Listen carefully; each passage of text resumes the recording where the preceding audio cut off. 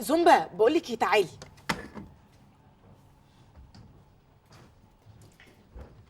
ما تيجي ترتاحي كده وتبسطي كده، انت بتتعبيش؟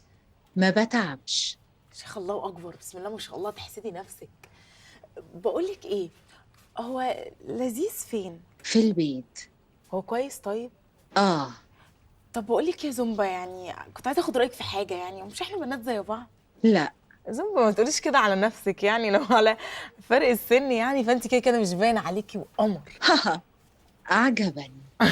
عسل عسل يا زومبا. بقول لك ايه، هو لذيذ مرتبط؟ يعني بتشوفيه بيتكلم في التليفون بالليل، بيكلم بنات، بيسهر في التليفون بالليل؟ آه. ايه؟ مع مين؟ مع الفايلات الخاصة بالعملاء الحاليين. زومبا ركزي معايا، مش قصدي كده. انا يعني بصراحه يعني كده حاسه يعني من ناحيته بحاجه. حب.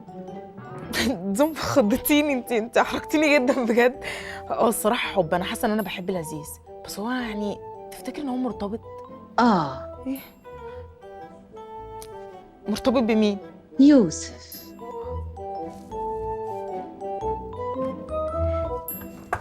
خساره خساره.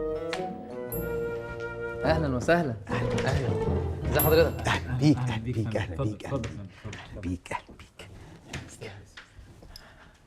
ازي حضرتك؟ الحمد لله على السلامه. انا عرفت من علاء ان حضرتك كنت مسافر ولسه واصل. الله يسلمك، الله يسلمك.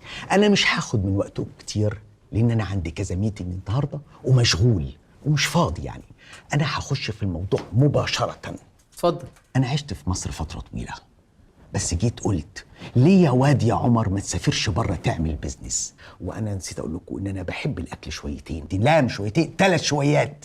المهم سافرت فتحت مطعم، المطعم نجح، بقى مطعمين، المطعمين بقوا 3، ال3 بقى 4، هو هيعد لحد كام؟ لحد ما وصلوا 44 فرع حوالين العالم. بسم الله ما شاء الله. بس انا وقفت قلت فين مصر من نجاحك يا عمر؟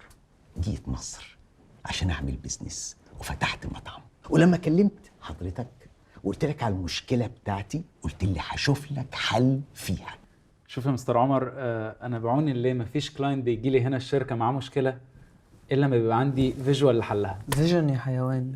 فيجن لحلها. الله الله وانا اهم حاجه عندي في الشركه هنا يا فندم راحه الكلاينت. الله الله يا باشمهندس علاء الله. بص يا استاذ عمر، انا اللي فهمته من الباشمهندس علاء ان مشاكل المطاعم بتاعت حضرتك بتتلخص في المواد اللي بتستهلكوها وفي الصلاحيه بتاعت انتهائها، مظبوط كده؟ مظبوط 100% يا باشمهندس.